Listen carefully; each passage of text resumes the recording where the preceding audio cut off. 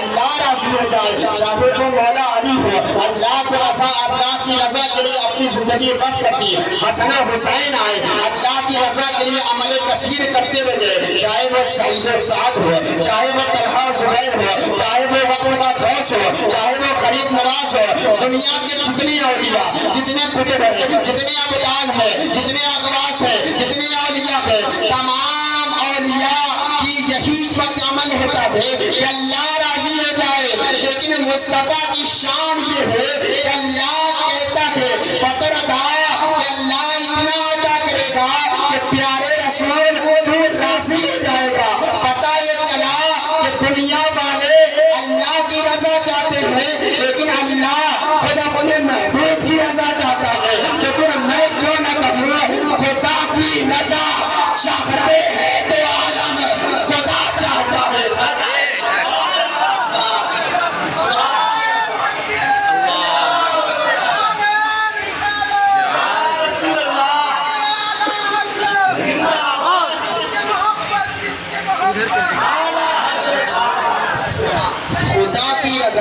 خدا کی رضا چاہتے ہیں تو عالم، خدا کی رضا چاہتے ہیں تو عالم، خدا چاہتا ہے رضائے محمد وَلَا سَوْفَ يُعْطِيكَ رَبُّكَ فَتَرْضَىٰ۔ پیارے اللہ آپ کو اتنا عطا کرے گا، اتنا عطا کرے گا کہ آپ راضی ہو جائیں گے، اللہ اتنا عطا کرے گا کہ رسول راضی ہو جائے گا، بلکہ معاملہ تو اس سے بھی زیادہ بڑھ کر ہے، اللہ اپنے رسول سے اتنی محبت کرتا ہے، اتنی محبت کرتا ہے، اتنی محبت کرتا ہے کہ جہاں جہاں اللہ کا ذکر ہوتا ہے وہیں مصطفیٰ جان رحمت کا ذکر ہوتا ہے، بلکہ یوں کہا جائے کہ اللہ کے ذکر کے بغیر، مصطفیٰ کے ذکر کے بغیر اللہ کا ذکر مکمل ہی نہیں ہو سکتا، چاہے وہ کلمہ طیب ہو، اللہ کے ذکر کے ساتھ مصطفیٰ کا ذکر ہے، چاہے وہ کلمہ شہادت ہو، اللہ کے ذکر کے ساتھ مصطفیٰ کا ذکر ہے، چاہے وہ کلمہ تمجید و توحید ہو، اللہ کے ذکر کے ساتھ مصطفیٰ کا ذکر ہے، چاہے وہ اذان و اقامت ہو،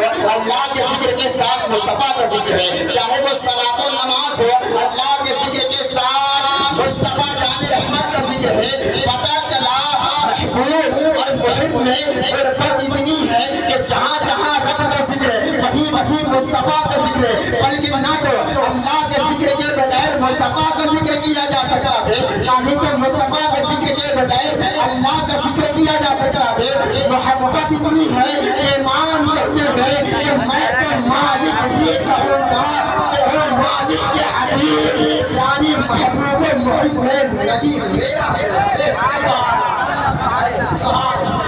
محبوب محب میں نہیں میرا تیرا، نہیں میرا تیرا، جو مصطفیٰ جان رحمت کی بارگاہ کا مقبول وہ اللہ کی بارگاہ کا مقبول، جو مصطفیٰ جان رحمت کی بارگاہ میں کامیاب وہ اللہ کی بارگاہ میں اللہ کی بارگاہ کا بھی کامیاب، جو مصطفیٰ جان رحمت کے در سے نا امید ہو گیا، جو مصطفیٰ جان رحمت کی در سے رون کیا گیا، جس کی رحمت جس کی بارگاہ سے مصطفیٰ جان رحمت کی بارگاہ میں جس کی رسائی نہ ہو سکی، وہاں اس بندے کی اللہ کی بارگاہ میں بھی رسائی نہ ہو سکی، اسی لیے تو پھر کہا میں تو مالک ہی کہوں گا کہ وہ مالک کے حبیب، یعنی محبوب و محب میں نہیں میرا، یعنی اتنی قربت ہے اللہ تبارک و تعالیٰ یہاں تک ارشاد فرمایا جو رسول کی بارگاہ کا مقبول وہ اللہ، اور اتنی رضا کہ اللہ میدان محشر میں رسول پاک کو اتنا عطا فرمائے گا کہ پیارے رسول آپ راضی ہو جائیں گے۔ ایک اور حدیث میں آپ کے سامنے پیش کرتا چلوں اور بڑی تیزی کے ساتھ میں آپ کے سامنے اپنی گفتگو کی ابتدا اور اس کے بعد ایک جگہ مجھے اور بھی جانا ہے، بڑی تیزی کے ساتھ میں اپنی گفتگو کے اختتام کی طرف بھی آؤں گا، آپ محبت کے ساتھ سماعت کریں۔ اللہ تبارک و تعالیٰ سے دعا ہے کہ مولا تعالیٰ بات اور پہلے مجھے اور اس کے بعد آپ کو عمل کرنے کی توفیق عطا فرمائے۔ تو میں عرض کر رہا تھا کہ اللہ تبارک و تعالیٰ جتنا اپنے محبوب کو چاہتا ہے کہ حدیث پاک میں رسول پاک نے ارشاد فرمایا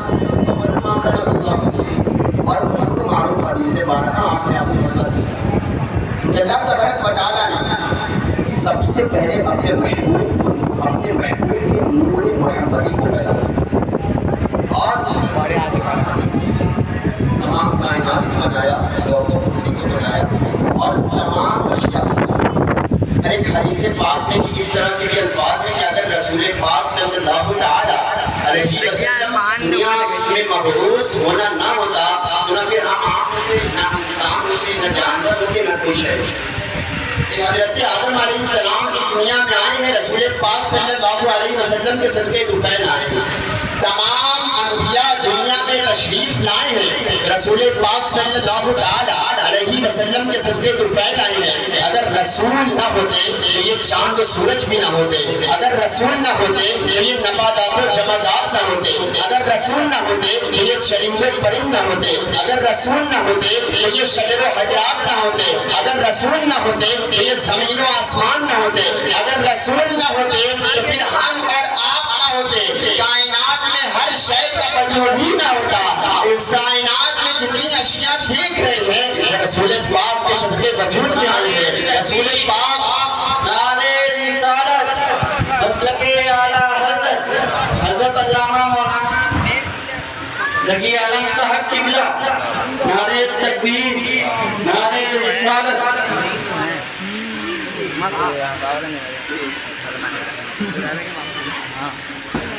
لگا کہ نہیں یہاں رہے نہیں تھا کہ یہاں کب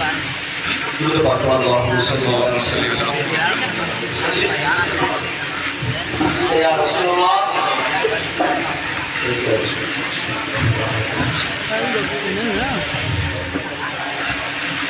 تو میں عرض کر رہا تھا جو حدیث پاک ابھی میں نے آپ کے سامنے ارشاد پیش کی کہ رسول پاک صلی اللہ تعالی علیہ وسلم کے صدقے طفیل کائنات بنائی گئی۔ رسول پاک صلی اللہ تعالی علیہ وسلم کے صدقے طفیل جمادات و نباتات بنائے گئے۔ رسول پاک صلی اللہ علیہ وسلم کے صدقے طفیل شجر و حجرات بنائے گئے۔ یہ عرش، لوح، کرسی، ہم اور آپ تمام چیزیں اللہ کے رسول صلی اللہ تعالی علیہ وسلم کے صدقے طفیل بنائے گئے۔ اگر رسول نہ ہوتے تو کائنات میں کچھ نہ ہوتی، اگر رسول نہ ہوتے تو کائنات کا ذرہ ذرہ نہ ہوتا، اگر رسول نہ ہوتے تو ہم اور آپ نہ ہوتے۔ اسی لیے تو پھر ہمارے امام کہتے ہوئے یا رسول اللہ زمین و زمان تمہارے لیے، مکین و مکہ تمہارے لیے، چنین و چنا تمہارے لیے، بنے دو جہاں تمہارے لیے، اہل زباں تمہارے لیے، بدن حجا تمہارے لیے، ہم آئے جہاں تمہارے لیے، اٹھے بھی وہاں تمہارے لیے۔ تمہاری چمک، تمہاری دمک، تمہاری مہک، تمہاری جھلک، زمین و فلک، سیما کو سمک، یہ سکہ نشاد تمہارے لیے، سکہ نشاد تمہارے لیے۔ اقبال کہتے ہیں وہ نہ یہ پھول تو بلبل کا ترنم بھی نہ ہو، چمن دہر میں کلیوں کا تبسم بھی نہ ہو، نہ ساقی ہو تو پھر میں بھی نہ ہو، خون بھی نہ ہو، بس میں توحید بھی دنیا میں نہ ہو، تم بھی نہ ہو۔ امام کا انداز تو الگ ہی انداز ہے، کیا کہتے ہیں یہ سبا سنت کو کلی چٹک، یہ زبان چہک لب جو جلک، یہ سبا سنت کو کلی چٹک، یہ زبان چہک لب جو جلک، یہ مہک چلک، یہ چمک دمک، سب اسی کے دم کی بہار ہے، سب اسی کے دم کی بہار ہے۔ یہ سمن یہ سو سمن جا سمن، یہ بنفش سنبل نسترن، گل سروے لالا بھرا چمن، وہی ایک جلوہ ہزار ہے، وہی ایک جلوہ ہزار ہے۔ وہ نہ تھا تو باغ میں کچھ نہ تھا، وہ نہ ہو تو باغ ہو سب فنا، بادب چھکا لو سرے بلا، تمہیں نام لو بلو باد کا، دلے تر محمد مصطفیٰ، چمن ان کا پاک تیار ہے، چمن ان کا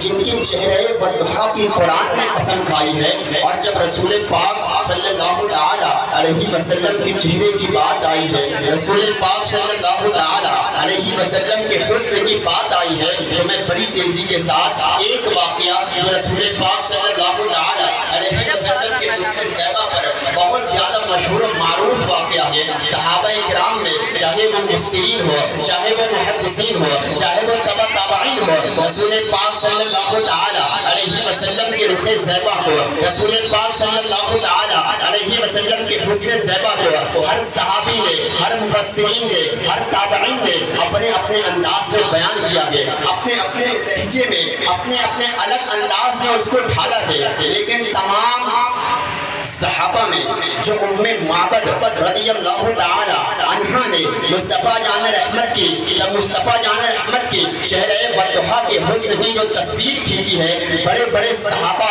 ام معبد رضی اللہ تعالی عنہا کے اس کلام پر رقص کرتے ہیں اور کہتے ہیں ام معبد نے جو مصطفیٰ جان رحمت کے حسن کو بیان کیا ہے، تمام صحابہ پر بھی وہ جملہ بھاری ہے۔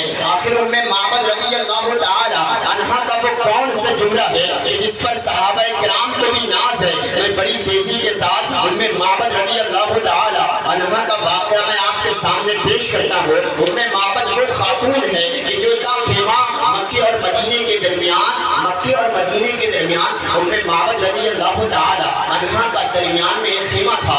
اللہ کے رسول صلی اللہ تعالی علیہ وسلم جب مدینے ہجرت کرنے کا ارادہ فرمایا تو حضرت سیدنا صدیق اکبر رضی اللہ تعالی عنہ کے ساتھ آپ غار ثور میں چند دن تشریف فرما تھے۔ میں اس واقعات کی تفصیلات کی طرف نہیں جاتا، لیکن چند دن ٹھہرنے کے بعد اللہ کے رسول صلی اللہ تعالی علیہ وسلم غار ثور سے نکلے اور اب مدینے کی ہجرت کا ارادہ ہے۔ رسول پاک صلی اللہ تعالی علیہ وسلم کے ساتھ سیدنا صدیق اکبر رضی اللہ تعالی عنہ اور حضرت سیدنا صدیق اکبر نے اپنے دو غلام کو ساتھ میں لیا، اور اس واقعے کا تذکرہ ترمذی شریف کی حدیث میں موجود ہے۔ اس کے علاوہ سیرت کی بڑی کتاب سیرت ابن ہشام میں موجود ہے۔ اس کے علاوہ امام حجر اسقلانی کی الاصابہ میں موجود ہے۔ اس کے علاوہ سیرت خیر العباد میں موجود ہے، اور دیگر اہل سنت کی کتابوں کے علاوہ دیگر اور بھی خیر کی کتابوں میں بھی یہ مشہور واقعہ موجود ہے۔ ایسا مشہور واقعہ ام معبد کا ہے۔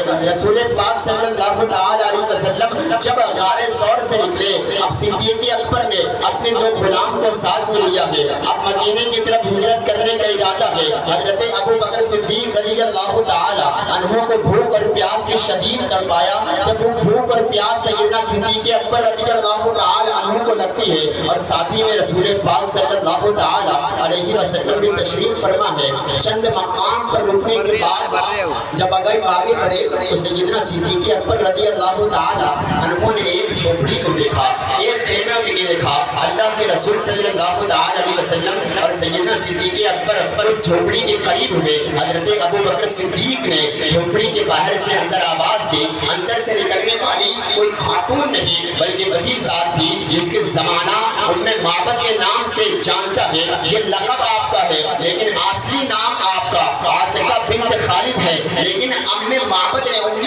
سے بہت زیادہ مشہور بھی۔ صدیق اکبر نے دروازے پر دستک دی، اندر سے ام معبد بوڑھی خاتون باہر نکلی۔ سیدنا صدیق اکبر نے کہا کہ تمہارے پاس اگر کچھ کھانے پینے کی چیزیں موجود ہیں، اگر تمہارے پاس کچھ کھانے پینے کی چیزیں، گوشت اور کھجور کا تذکرہ حدیث پاک میں ملتا ہے، اگر موجود ہے تو آپ ہمیں وہ گوشت اور کھجور دے دیں۔ اس کے بدلے میں حضرت ابو بکر نے کہا اس کے بدلے میں قیمت دوں گا، اس کے بدلے میں پیسہ دوں گا۔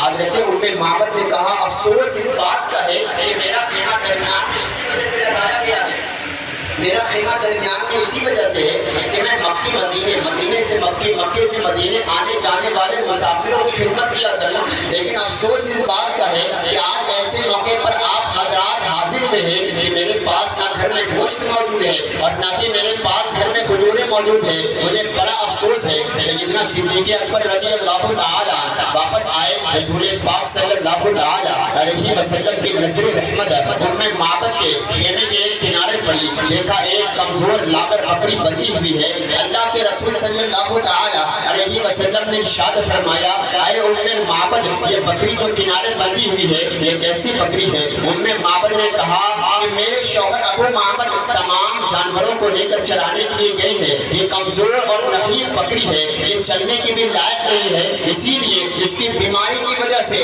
یہ چل نہیں سکتی تھی اپنے پیر سے، اسی لیے ابو معبد اس کو چھوڑ کر گئے۔ رسول پاک صلی اللہ تعالی علیہ وسلم نے ارشاد فرمایا الحاظ من لبن، کیا یہ دودھ دیتی ہے؟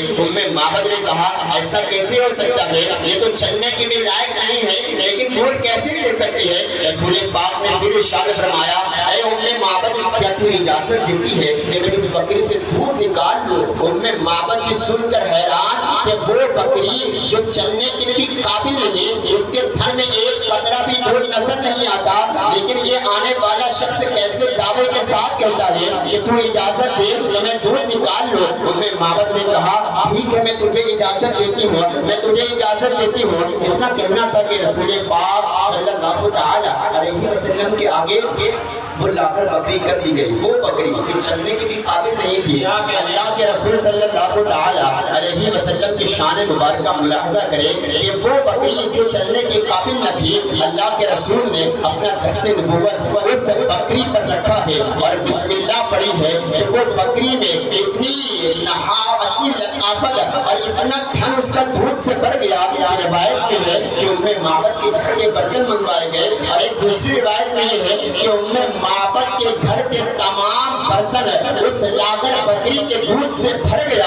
رسول پاک صلی اللہ تعالی علیہ وسلم نے سب سے پہلے معبد کو دودھ پیش کیا، معبد نے شکم سیر ہو کر دودھ نوش فرمایا۔ اسی کے بعد رسول پاک صلی اللہ تعالی علیہ وسلم نے صدیق اکبر کو دودھ دیا اور دونوں غلام کو پیش کیا۔ آخر میں اللہ کے رسول نے وہ دودھ کا پیالہ لیا ہے اور نوش فرمایا ہے، اور آخری بات اللہ کے رسول نے ایک پیالہ دودھ معبد کو دیا اور کہا تیرا شوہر آئے گا، ابو معبد اس کو بھی پیش کرنا۔ اور اسی کے بعد اللہ کے رسول نے اس بکری کے لیے دعا کی اللہم بارک لہا فی شاتہا، اللہم بارک لہا فی شاتہا، کہ مولا اس بکری میں برکت عطا فرما۔ رسول پاک دعا کر رہے ہیں، وہ رسول جو مستجاب الدعوات رسول ہے، وہ رسول جس کی دعا کبھی بارگاہ الہی میں رد نہیں ہوئی۔ شاعر کہتا ہے تیری دعا ناسب سے کبھی ملعون ہوئی، ادھر زبان سے نکلی ادھر قبول ہوئی۔ رسول دعا کر رہے ہیں اللہم بارک لہا فی شاتہا، مولا اس بکری میں برکت عطا فرما۔ رسول پاک کی دعا کا اثر یہ ہوا کہ اللہ کے رسول کی حیات طیبہ میں لوگ دور دور سے اس بکری کی زیارت کرنے کے لیے آتے تھے۔ حضرت ابو بکر صدیق کا زمانہ آیا، ختم ہو گیا اور وہ بکری تب بھی زندہ رہی۔ حضرت عمر فاروق اعظم کا زمانہ آیا، وہ بکری تب بھی زندہ رہی۔ ایک مرتبہ صدیق اکبر کے زمانے میں بہت زیادہ قحط شادی کا لوگ شکار ہو گئے، لوگ بھوک اور پیاس کی وجہ سے بہت پریشان رہے، لوگ بھوک اور پیاس کی وجہ سے تڑپ رہے تھے۔ لیکن قربان جاؤ معبد کہتی ہیں کہ اس دور میں بھی جو حضرت عمر کا قحط شادی والا دور تھا، میری بکری اس وقت بھی زندہ رہی اور ایسا دودھ دیتی تھی، اتنا دودھ دیتی تھی جس طرح اپنے ابتدائی ایام میں دودھ دیا کرتی تھی۔ اور یہ رسول پاک کی دعا کا اثر تھا کہ عام جانور 4-5 سال میں مر جاتے، لیکن اللہ کے رسول کی دعا کی برکت سے 18 سال تک وہ بکری زندہ رہی اور قحط شادی کے دور میں بھی مجھے شکم سیر کر۔ نعرہ تکبیر، نعرہ رسالت، جشن آمد رسول۔ کیا رسول پاک صلی اللہ تعالی علیہ وسلم ہے بکری کے لیے دعا برکت کی دعا کر کے اللہ کے رسول صلی اللہ تعالی علیہ وسلم رخصت ہو جاتے ہیں۔ اسی کے بعد رات کے وقت ابو معبد جو معبد کا شوہر تھا، ابو معبد گھر تشریف لاتا ہے اور دیکھا آج گھر میں عجیب رونق نظر آ رہی ہے، آج گھر میں بہار ہی بہار نظر آ رہی ہے۔ بکری پر نظر پڑی، دیکھا وہ لا کر کا نحیف کمزور بکری جو اپنے پیر پر چل نہیں سکتی تھی، آج بالکل ناتبا اور بالکل ہڈی کٹی دکھائی دے رہی ہے، اس کے تھن بھی دودھ سے بھرے ہوئے ہیں۔ گھر کے اندر داخل ہوئے، ابو معبد یہ آج گھر میں کیسی روشنی ظاہر ہوئی ہے، آج ہمارا گھر بالکل نور سے جگمگا رہا ہے، ایک عجیب بھینی بھینی خوشبو نظر آ رہی ہے۔ معبد نے دودھ کا پیالہ پیش کیا، ابو معبد نے کہا یہ کیسا دودھ ہے؟ کہا اسی لاغر بکری کا دودھ ہے۔ ابو معبد نے دودھ پیا، دودھ پینے کے بعد معبد سے کہا آخر یہ سب کیسے ہوا، آخر یہ کیسے کرشمہ ہو گیا، آخر گھر میں نور اور برکت کی بہاریں کیسی آ گئی؟ تو معبد نے اب جو مصطفیٰ جان رحمت صلی اللہ تعالی علیہ وسلم کے حسن کی تصویر کھینچنا شروع کیا ہے اپنے کلام کے ذریعے. آج کے بھی بڑے بڑے ادیب, بڑے بڑے خطبہ ام معبد کے ان جملوں کی اپنی بارگاہ میں بڑا ادب کرتے ہیں. آخر وہ کون سا جملہ ہے جب ابو معبد نے کہا کون آیا تھا, کون تھا جس کی وجہ سے آج بہاریں آئی ہیں؟ ام معبد نے نام تو سرکار علیہ الصلوۃ والسلام کا پوچھا نہیں تھا, آنے والا کون آیا تھا. ایک مختصر سی شعر سے ملاقات تھی, اللہ کے رسول برکت کی دعا دے کر چلے گئے. ام معبد سے بار بار ان کے شوہر ابو معبد پوچھ رہے ہیں آخر یہ سب کیسے ہوا,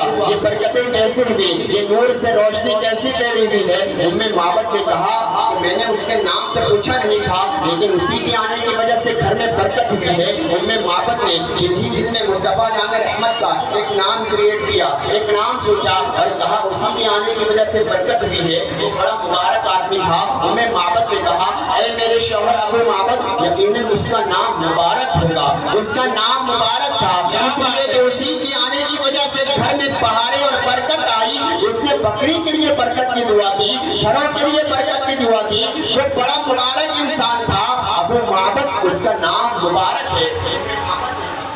مصطفیٰ جان رحمت کا ایک نام سوچا اور مبارک کے نام سے یاد کیا اور کہا اے میرے شوہر ابو معبد, اس کا نام مبارک تھا, مبارک آیا تھا.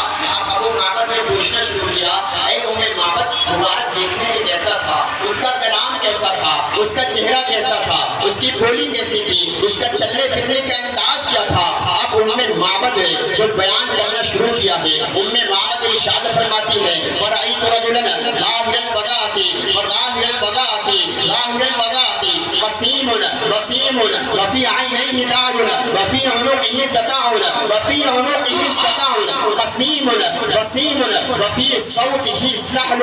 آگے ام معبد نے ایک طویل جملہ ارشاد فرمایا, میں اس کے الفاظ کے مفہوم کو آپ کے سامنے بیان کرتا ہوں. ابو معبد سے ان کی بیوی ام معبد نے بیان کرنا شروع کیا کہ میں نے ایک ایسی ذات کو دیکھا, رب کعبہ کی قسم ایسا چہرہ میں نے کبھی نہیں دیکھا تھا.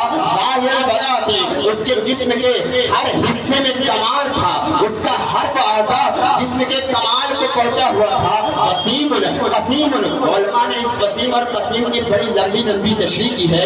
مختصر میں آپ کے سامنے بڑی تیزی کے ساتھ بیان کرتا ہوا آگے بیان کرنا چاہتا ہوں کہ اس قسیم اور قسیم کی معنی علماء نے بڑا بیان کیا ہے. معنی ارشاد فرماتے ہیں قسیم کا معنی کیا ہوتا ہے. قسیم کا معنی یہ ہوتا ہے کہ جسم کا ہر حصہ, جسم کا ہر پارٹ, جسم کا ہر عضو حسن کے کمال کو پہنچا ہو. مثال کے طور پر اگر کسی شخص سے یہ کہا جائے کہ ہاں فلاں شخص کا ہاتھ بڑا خوبصورت ہے, اس کا ہاتھ بہت خوبصورت ہے, اس کا ہاتھ بہت حسین ہے, یا اگر کسی سے یہ کہا جائے کہ فلاں شخص کا لب اور اس کا ہونٹ بڑا خوبصورت ہے, تو یہ گمان اور وہم پیدا ہو سکتا ہے کہ ہاں اس کے ہونٹ کے علاوہ اس کی آنکھ اتنی خوبصورت نہیں ہوگی. ہاں اگر اس کی آنکھ بہت خوبصورت ہے تو اس کی ناک اتنی خوبصورت نہیں ہوگی. لیکن قسیم اس حسین کو کہتے ہیں کہ انتہائی خوبصورت, جسم کا ہر حصہ علیحدہ علیحدہ, پرائیویٹ الگ الگ, جسم کا ہر حصہ حسن کے کمال کو پہنچا ہوا, حسین نہ ہوا بلکہ حسن کے کمال کو پہنچا ہوا. میں مثال کے طور پر یوں سمجھے میرے مبارک کی آنکھیں ایسی تھی, اس کے آنکھوں کا مقابلہ کوئی نہیں کر سکتا. میرے مبارک کا لب ایسا تھا کہ اس کے لب کا مقابلہ کوئی نہیں کر سکتا. میرے مبارک کے کان ایسے تھے کہ اس کے کان کا مقابلہ کوئی نہیں کر سکتا. میرے مبارک کا ہاتھ ایسا تھا کہ اس کے ہاتھ کا مقابلہ کوئی نہیں کر سکتا. اچھا وسیم کسے کہتے ہیں؟ وسیم اسے کہتے ہیں اگر کسی کے حسن کو دیکھا جائے تو جیسے جیسے عمر بڑھتی ہے تو حسن میں کمی ہو جاتی ہے, لیکن وسیم اس حسین کو کہتے ہیں کہ ایک بار اگر اس کے حسن کو دیکھا جائے تو بار بار دل کرنا, دل دیکھنے کا ارادہ چاہے, بار بار دیکھنے کا ارادہ کرے. آگے ارشاد فرماتی ہے ام معبد وفی صوتہ سحر, ایسی گلدار آواز, اس کی آواز میں ایک روح, ایک بقا تھا. وفی صوتہ سحر, ایک گونجدار آواز تھی. وفی عینیہ تاج, کیا سرمگی آنکھیں تھی, اور اس کی پلکیں جو تھی مبارک کی پلکیں لمبی تھی, اور اس کی ناک پتلی اور ناک پر ہمیشہ ایک نور چمکتا تھا. آگے ام معبد ارشاد فرماتی ہے کہ جب میرا مبارک بولتا تھا تو ایسا لگتا تھا کہ منہ سے نور نکل رہا ہے, منہ سے نور جھڑ رہا ہے، اور جب میرا مبارک خاموش ہوتا تھا تو وقار میں اور زیادہ اضافہ ہو جاتا ہے، وقار میں اور زیادہ بلندی ہو جاتی ہے۔ آگے ارشاد فرماتی ہے کہ جب مبارک کو دور سے دیکھا جاتا تھا تو حسین لگتا تھا، اور جب قریب آتا تھا تو ایسا لگتا ابھی جانیں نکل جائے گی۔ یہ ام مبارک کے الفاظ ہیں، اور دیگر محدثین نے، مفسرین نے، صحابہ کرام نے اپنے اپنے الفاظ میں بیان کیا ہے۔ میں حضرت ابو ہریرہ رضی اللہ تعالی عنہ کی خدمت میں لے کر چلتا ہوں۔ وہ ابو ہریرہ جو رسول پاک صلی اللہ تعالی علیہ وسلم کی خدمت میں ہمہ وقت رہا کرتے تھے، یہاں تک کہ محدثین کی جماعتوں میں، راویوں کی جماعت میں جتنی حدیث حضرت ابو ہریرہ نے بیان کیا ہے اتنی حدیث کسی صحابی نے بیان نہیں کیا ہے۔ یہ حضرت ابو ہریرہ کی شان ہے حدیث کے معاملے میں، یہ سب سے آگے جس نے بندے نے روایت کی ہے وہ ذات حضرت ابو ہریرہ کی ہے۔ ہر وقت مصطفیٰ جان رحمت کی خدمت میں بارگاہ عالیہ میں آپ تشریف فرما ہوتے تھے۔ وہ حضرت ابو ہریرہ ارشاد فرماتے ہیں، مارا آئی تو اس کے امام اہل سنت اعلیٰ حضرت نے فتاوی رسول کی نقل فرمایا ہے۔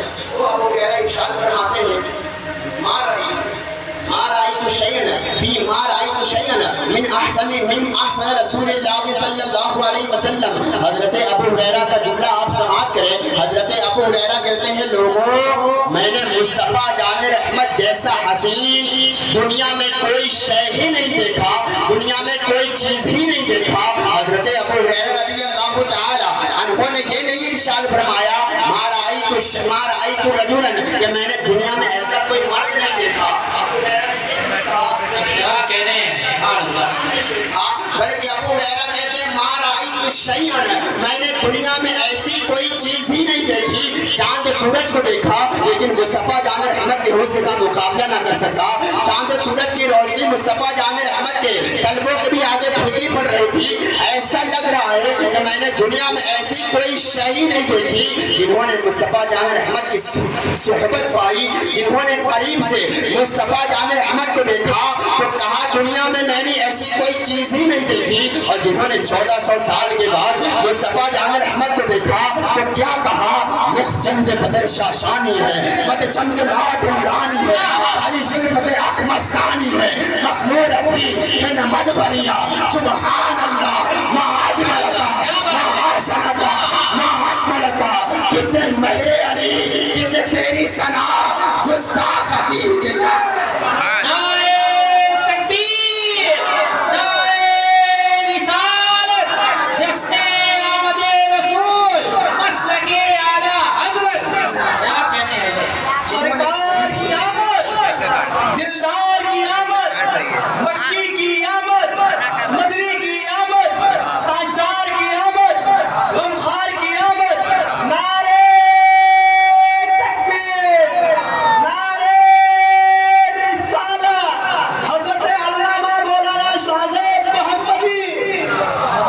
جنہوں نے قریب سے مصطفیٰ جان رحمت کو دیکھا، جنہوں نے رسول پاک کی صحبت پائی، جنہوں نے رسول پاک کو اپنے ماتھے کی نگاہوں سے ان کی صحبت میں رہ کر جلوہ فرما دیکھ کر رسول پاک کو اپنے ماتھے کی نگاہوں سے دیکھا، انہوں نے کیا کہا، وہ وقت کا ثنا خان جو بارگاہ مصطفیٰ کی بارگاہ کا ثنا خان ہے، اپنے ماتھے کی نگاہوں سے قریب سے دیکھ کر کیا کہتا ہے، ما احسن منک لم ترق قط عینی واجمل منک لم تلد النساء خلقت مبرئا من کل عیب کانک قد خلقت کما تشاء۔ جنہوں نے قریب سے مصطفیٰ جان رحمت کو دیکھا انہوں نے کہا مصطفیٰ جان رحمت جیسا حسین آج تک کسی ماں نے پیدا ہی نہیں کیا، مصطفیٰ جان رحمت جیسا حسین آج تک کسی ماں نے چنا ہی نہیں۔ جنہوں نے قریب سے دیکھا تو یہ کہا، اور جنہوں نے 1400 سال کے بعد بریلی کا محدث نے دیکھا انہوں نے کہا لم یاد نذیر کفی نظر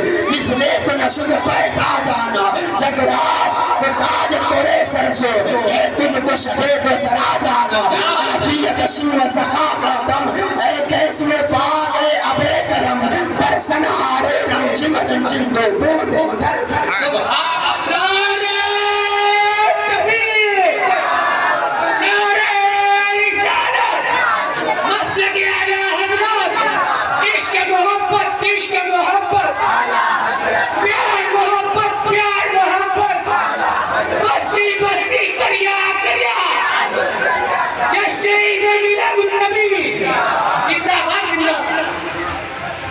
قریب سے مصطفیٰ جان رحمت صلی اللہ تعالی علیہ وسلم کو دیکھا. انہوں نے کیا کہا؟ حضرت جابر بن عبداللہ رضی اللہ تعالی عنہ بیان فرماتے ہیں کہ ایک مرتبہ میں راستے سے چل رہا تھا, میں مصطفیٰ جان رحمت صلی اللہ تعالی علیہ وسلم کی خدمت عالیہ میں حاضر ہوا. میں نے دیکھا آقا کریم صلی اللہ تعالی علیہ وسلم نے لال سرخ چادر اوڑھی ہوئی ہے. اللہ کے رسول صلی اللہ تعالی علیہ وسلم لال چادر اوڑھے ہوئے تھے اور میں آسمان پر چاند کو دیکھ رہا تھا. 14ویں رات کا چاند آج آسمان پر روشن تھا. حضرت جابر بن عبداللہ رضی اللہ تعالی عنہ بیان فرماتے ہیں ایک مرتبہ میں چاند کو دیکھتا آسمان پر اور ایک مرتبہ میں اپنے چاند کو دیکھتا. ایک مرتبہ میں آسمان پر چاند کو دیکھتا, ایک مرتبہ میں اپنے چاند کو دیکھتا. میری نگاہ بار بار ایک مرتبہ آسمان